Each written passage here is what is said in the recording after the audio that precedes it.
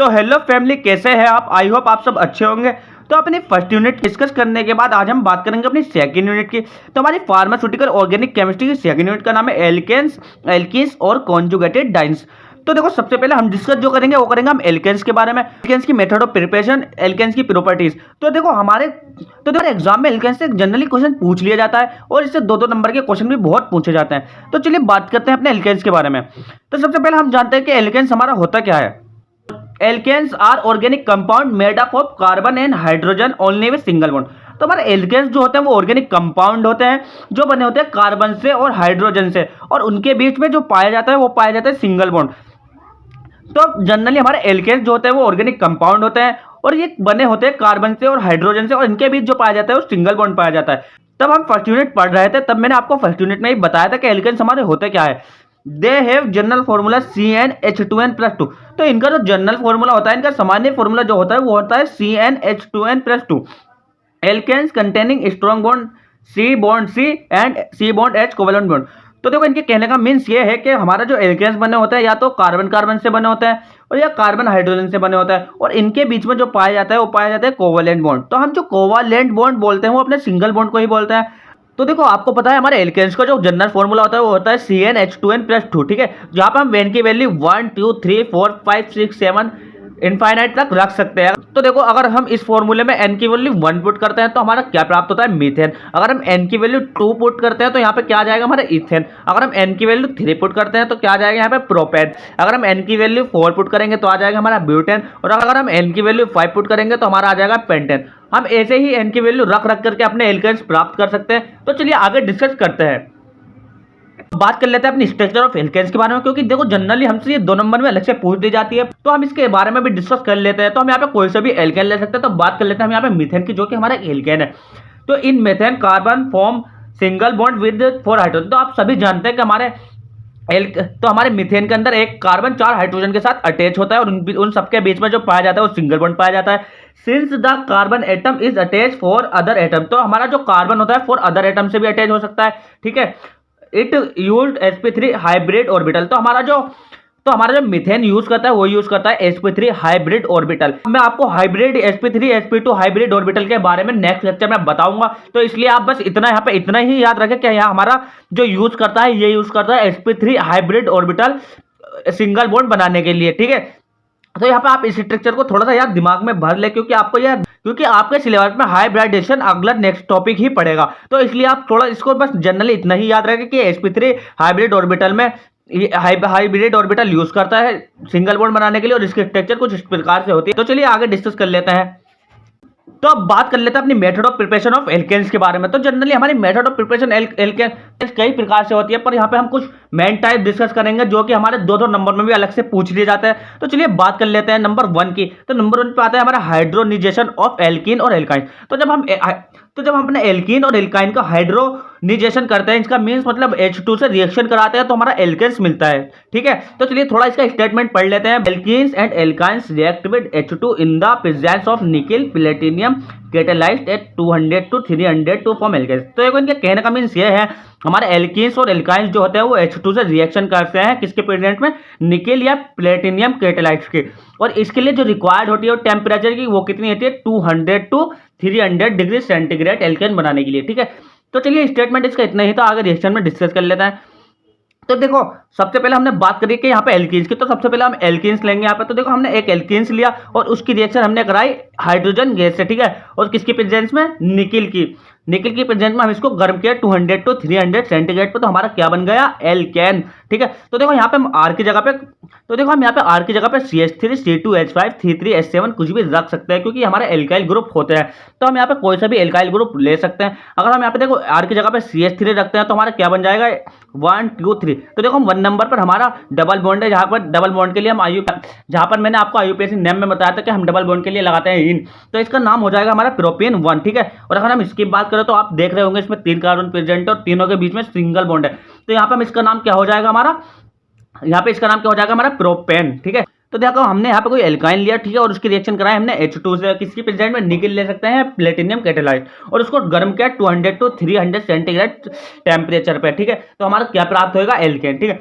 और देखो हम यहाँ पे भी ठीक उसी तरह से आर की जगह पे CH3 C2H5 C3H7 कुछ भी ले सकते हैं, क्योंकि हमारा ये सब एल्किल ग्रुप होते हैं। और मैंने आपको एल्किल ग्रुप के बारे में IUPAC वाली वीडियो में पढ़ाया था, अगर आपने वो वाली वीडियो नहीं देखी तो आप जाकर देख लें। तो देखो जब हम यहाँ पे आर की जगह पे CH3 लेंगे तो यहाँ पे इसका नाम हो जाएगा हमारा प्रोपाइन, ठीक है, क्योंकि यहाँ पे ट्रिपल बॉन्ड प्रेजेंट है, और इसका नाम हो जाएगा हमारा प्रोपेन। तो आई होप आप ये अच्छे से समझ गए होंगे। तो चलिए आगे डिस्कस कर लेते हैं। नंबर 2 प्रिपरेशन की बात करें तो हमारा है रिडक्शन ऑफ एल्किल हैलाइड। तो देखो हम अपने एल्किल हैलाइड का रिडक्शन करके भी अपना एल्केन्स को प्राप्त कर सकते हैं। तो देखो रिडक्शन का मीन्स होता है कि यहाँ पे हम हाइड्रोजन का एडिशन करेंगे, क्योंकि आपने फर्स्ट सेमेस्टर के अंदर एनालिसिस के अंदर ऑक्सीडेशन रिडक्शन के कॉन्सेप्ट पढ़े होंगे। तो हम जो यहाँ पे यूज करते हैं वहाँ पे हम रिडक्शन का कॉन्सेप्ट यूज करेंगे। यहाँ पे हम हाइड्रोजन का एडिशन करेंगे, क्योंकि यहाँ पे हमारा रिडक्शन करना है। तो हम एक एल्किल हैलाइड लेंगे। एल्किल हैलाइड का जो फॉर्मूला होता है वो होता है हमारा RX। तो R का मीन होता है हमारा एल्किल, और X का मीन होता है हमारा हैलाइड, ठीक है। तो हमने देखो यहाँ पे क्या करेंगे, तो चलिए थोड़ा इसके बारे में जान लेते हैं। Alkyl halide undergo reduction with nascent hydrogen to form alkane. तो देखो इनका कहने का मीन ये है कि हमारा एल्किल हैलाइड जो होता है वो हमारी नवजात हाइड्रोजन के साथ रिएक्शन करके के एल्केन देता है, ठीक है। तो देखो हमने यहाँ पे क्या करा, हमने एल्किल हैलाइड की रिएक्शन नवजात हाइड्रोजन के साथ कराई, ठीक है। जब हमने इसकी रिएक्शन इसके साथ कराई तो क्या प्राप्त हमारा एल्केन, और हमारा साथ में जो प्राप्त हो वो है हमारा हाइड्रोजन हैलाइड, ठीक है। तो देखो हम यहाँ पे क्या करेंगे, हम आर की जगह पे हम कुछ भी एल्किल ग्रुप रख सकते हैं, जैसे कि हमारा CH3 C2H5 C3H7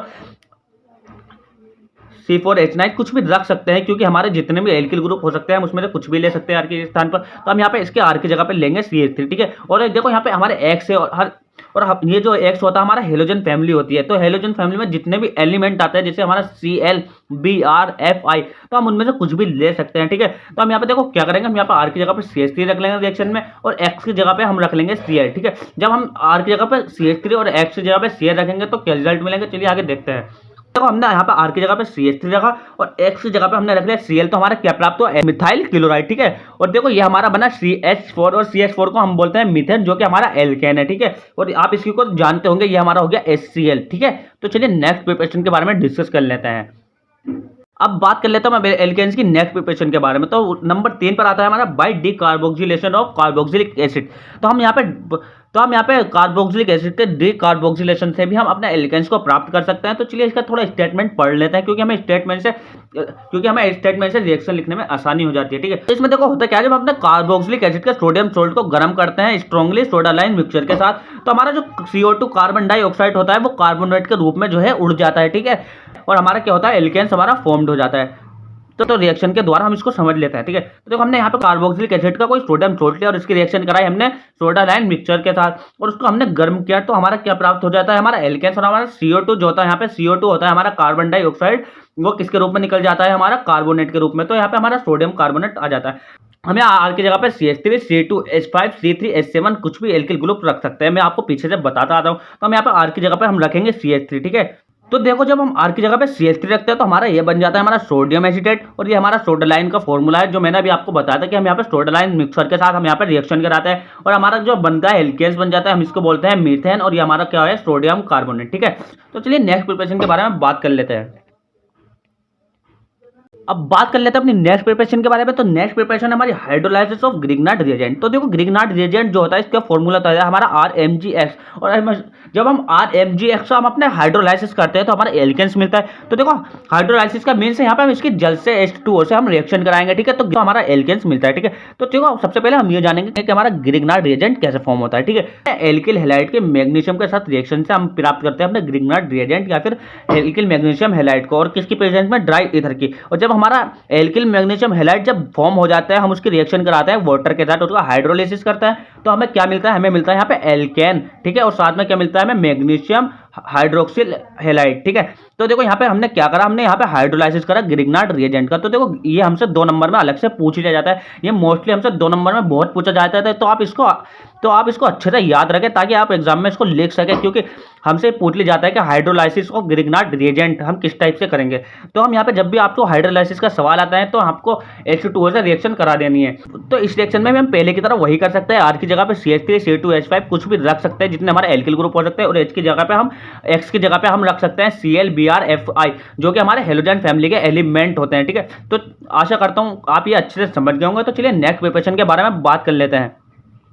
देखो अब बात कर लेते हैं अपनी वुटर्स रिएक्शन के बारे में। तो वुटर्स रिएक्शन से हमारे जो है एल्किल हैलाइड मिल जाते हैं। तो देखो आप एक वुटर्स रिएक्शन भी अलग से 2 नंबर में पूछ ली जाती है, तो आपको वुटर्स रिएक्शन भी अच्छे से याद रखनी है। ठीक है, तो चलिए इसके बारे में बात कर लेते हैं। If provides a method for synthesis of higher alkane, तो हमारे जितने भी हायर एल्केन से मतलब अधिक मात्रा में जो हमारे एल्केन्स बनते हैं वो किससे बनते हैं, हमारे वुटर्स रिएक्शन से। तो हमारा वुटर्स रिएक्शन सबसे ज्यादा यूज होती है एल्केन की प्रिपरेशन में। ठीक है, 2 molecules of alkyl halide react with sodium metal. तो हम इसमें क्या करते हैं, हम 2 मॉलिक्यूल लेते हैं अपने एल्किल हैलाइड के। तो मैंने अभी आपको एल्किल हैलाइड का फॉर्मूला बताया था, हमारे एल्किल हैलाइड का फॉर्मूला होता है RH। ठीक है, तो हम जब यहाँ पे क्या करेंगे, हम इसको 2 मॉलिक्यूल लेंगे एल्किल हैलाइड के। जब हम 2 मॉलिक्यूल लेकर एल्किल हैलाइड का रिएक्शन कराएंगे हम सोडियम मेटल के साथ, और किसके प्रेजेंट में, ड्राई ईथर की, तो हमें क्या मिलेगा, एल्केन। ठीक है, तो इनके कहने का मीन्स यही है कि जब हम 2 मॉलिक्यूल्स लेकर अपने एल्किल हैलाइड के सोडियम से हम रिएक्शन कराएंगे तो हमारा क्या मिल जाएगा, हमें मिल जाएगा अपना एल्केन। और तो आपको बता दूं कि आपसे 2 नंबर में बहुत पूछा जाता है, तो आप इसको अच्छे से याद रखें। तो देखो हमारी एल्केन्स की प्रिपरेशन में आपको सिर्फ इतना ही याद रखना है, हमसे जनरली इतना ही पूछा जाता है, और हमारे 10 नंबर के हिसाब से भी वो इनफ है। ठीक है, तो अब बात कर लेते हैं अपनी प्रॉपर्टीज ऑफ एल्केन्स के बारे में। तो हमारी एल्केन्स की जो प्रॉपर्टीज है उसके बारे में हम 2 पार्ट में डिस्कस करेंगे। तो सब नंबर 1 है हमारी फिजिकल प्रॉपर्टी, और नंबर 2 बात करेंगे हम केमिकल प्रॉपर्टी के बारे में। तो सबसे पहले बात कर लेते हैं हम फिजिकल प्रॉपर्टीज ऑफ एल्केन्स के बारे में। ठीक है, तो देखो हम फिजिकल सबसे पहले देख लेते हैं अपने फिजिकल प्रॉपर्टीज ऑफ एल्केन्स के बारे में। तो नंबर 1 की बात करें तो फर्स्ट 4 एल्केन्स। तो देखो हमारा जो शुरू के 4 एल्केन्स होता है, जैसे हमारा मीथेन, इथेन, प्रोपेन, ब्यूटेन। ठीक है, तो ये हमारी क्या होती है, हमारी गैसेज होती है। हमारी C1 का हमारा कार्बन C1 से C4 हमारी क्या होती है, गैसेज होती है। इनका नेचर कैसा होता है, इनका नेचर होता है हमारा गैसेज। ठीक है, next 13 alkanes C5 to C17 are colourless liquid. तो हमारे देखो जितने भी होते हैं आगे के हमारे पेंटेन, हेक्सेन, हेप्टेन 17 तक जितने भी हमारे कार्बन होते हैं वो हमारे होते हैं कलरलेस लिक्विड। ठीक है, और जो हमारे 18 से और जो जितने भी हमारे लास्ट तक होते हैं वो हमारे होते हैं सॉलिड। ठीक है, तो हमारे वो उनका नेचर होता है हमारा सॉलिड। नेक्स्ट पॉइंट की बात करें तो वो है हमारा alkanes are soluble in non polar compound solvent like benzene, ether. ठीक है, तो हमारा जो एल्केन्स होते हैं वो सोल्यूबल होता है हमारे नॉन पोलर कंपाउंड के अंदर, सॉल्वेंट जैसे बेंजीन, ईथर, और हमारे बहुत सारे जितने भी हमारे ऑर्गेनिक कंपाउंड होते हैं, हमारे ऑर्गेनिक सॉल्वेंट होते हैं, उसमें हमारे जो एल्केन्स होते हैं वो हमारे सोल्यूबल होते हैं। ठीक है, अब नेक्स्ट पॉइंट की बात करें तो हमारा एल्केन्स आर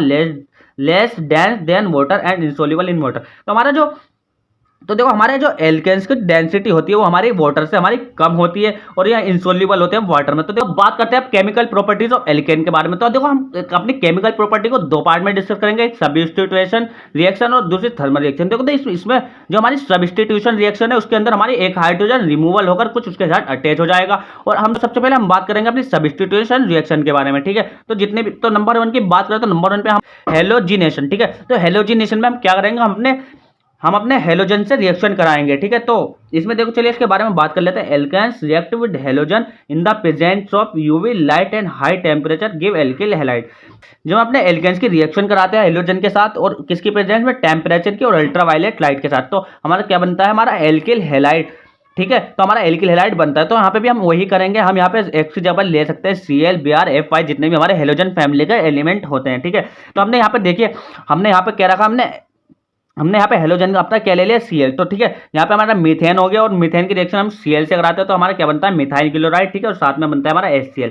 तो नंबर 2 की बात करें तो नंबर 2 पे आता है हमारा नाइट्रेशन। तो देखो नाइट्रेशन में हम करते क्या है, हम नाइट्रेशन में अपने एल्केन की रिएक्शन कराते हैं नाइट्रिक एसिड के साथ। ठीक है, तो हमें क्या मिलता है, नाइट्रो एल्केन। तो हमने यहाँ पे क्या करा, हमने कोई एल्केन लिया यहाँ पे CH4, और इसकी रिएक्शन करा दी हमने HNO3 अपने नाइट्रिक एसिड के साथ, तो हमारा क्या बन जाता है, हमारा नाइट्रो एल्केन। ठीक है, नाइट्रो एल्केन बन जाता है। नंबर 2 की बात करें तो नंबर 2 पे हमने यहाँ पे लिया एथेन। इथेन की रिएक्शन अगर हम HNO3 से कराएंगे तो हमारा क्या बन जाएगा, नाइट्रो इथेन। ठीक है, आई होप आप नाइट्रेशन को अच्छे से समझ गए होंगे। हम नाइट्रेशन में एल्केन की रिएक्शन कराते हैं HNO3 नाइट्रिक एसिड के साथ, तो हमारा क्या बनता है, नाइट्रो एल्केन। ठीक है, अब बात कर लेते हैं नेक्स्ट के बारे में, सल्फोनेशन। ठीक है, अब देखो बात करते हैं अपनी सल्फोनेशन के बारे में। तो सल्फोनेशन में हम क्या करते हैं, हम यहाँ पे रिएक्शन कराते हैं अपने सल्फ्यूरिक एसिड की एल्केन्स के साथ। तो हम इसमें देखो सल्फोनेशन में रिएक्शन कराते हैं सल्फ्यूरिक एसिड के एल्केन्स के साथ। तो देखो इसके बारे में थोड़ा स्टेटमेंट देखते हैं। Alkanes react with sulphuric acid at high temperature give alkyl sulphonic acid. ठीक है, तो देखो यहाँ पे क्या हो रहा है, हम यहाँ पे अपने रिएक्शन कराते हैं एल्केन्स की किसके साथ, सल्फ्यूरिक एसिड के साथ। सल्फोनेशन में हम हमेशा यही करते हैं।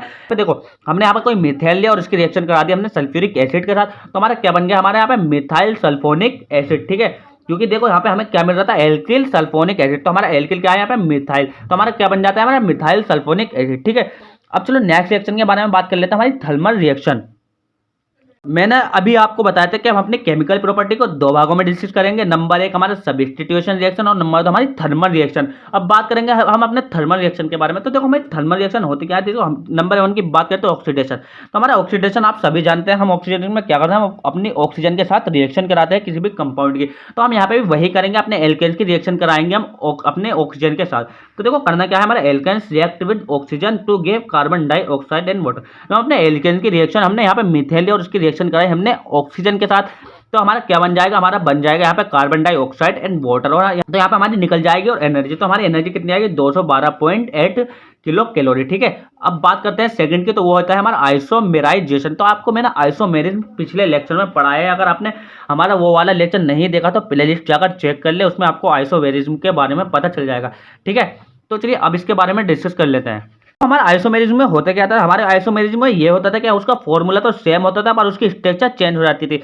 तो देखो यहाँ पे हम भी ऐसे करेंगे, हम अपना कोई एल्केन लेंगे और हम उसके रिएक्शन कराएंगे अपने एल्यूमिनियम ट्राइक्लोराइड के साथ। ठीक है, तो हम यहाँ पे क्या करेंगे, आप अपना कोई एल्केन लेंगे और एल्केन की रिएक्शन कराएंगे एल्यूमिनियम ट्राइक्लोराइड के साथ हाई टेम्परेचर पे। तो हमारा क्या होगा, हमारा फॉर्मूला तो वही सेम रहेगा पर उसकी जो पोजीशन वगैरह चेंज हो जाएगी। ठीक है, तो देखो हम यहाँ पे बात करें तो हमने यहाँ पे कोई ले लिया, अपना ब्यूटेन ले लिया यहाँ पे हमने। ठीक है, अपना जो कि हमारा एक एल्केन है और हम इसकी रिएक्शन कराए एल्यूमिनियम ट्राइक्लोराइड के साथ। तो हमारा क्या बन गया, तो यहाँ पे देखो हमारा जो यहाँ पे एक मिथाइल ग्रुप था तो यहाँ पे 2 नंबर पे आ गया, तो इसकी पोजीशन हमारी चेंज हो गई। ठीक है, तो हमारे यहाँ पे हमारा सीधा सा यहाँ पे हमारे 4 कार्बन की चेन थी और उसका नाम था ब्यूटेन, और यहाँ पे हमारा क्या बन गया है, 2 मिथाइल प्रोपेन। ठीक है, क्योंकि देखो इसमें अगर हम बात करें तो इनके फॉर्मूले बिल्कुल सेम है पर इनकी स्ट्रक्चर बिल्कुल चेंज हो गई है। ठीक है, देखो 1 2 3 4 यहाँ पे 4 कार्बन और इधर भी 4 कार्बन। अगर आप हाइड्रोजन काउंट करेंगे तो हाइड्रोजन भी बिल्कुल सेम बैठेंगे। इनका फॉर्मूला तो बिल्कुल सेम है पर हमारी स्ट्रक्चर बिल्कुल चेंज हो चुकी है। तो आज की वीडियो में बस इतना ही हमारे एल्केन्स के बारे में पूछा जाता है। तो आपको मैंने पूरा एल्केन्स पढ़ा दिया है, आप बिल्कुल भी चिंता ना करें। अगर आपको 10 नंबर का क्वेश्चन आता है, आप इतना लेके आपको पूरे 10 मार्क्स मिल जाएंगे। ठीक है, तो आज के वीडियो में बस इतना ही। तो यार हमें ज़्यादा से ज़्यादा सपोर्ट करें, वीडियो को लाइक करें, शेयर करें और चैनल को सब्सक्राइब करें। मिलते हैं नेक्स्ट वीडियो में, तब तक के लिए बाय बाय, टेक केयर।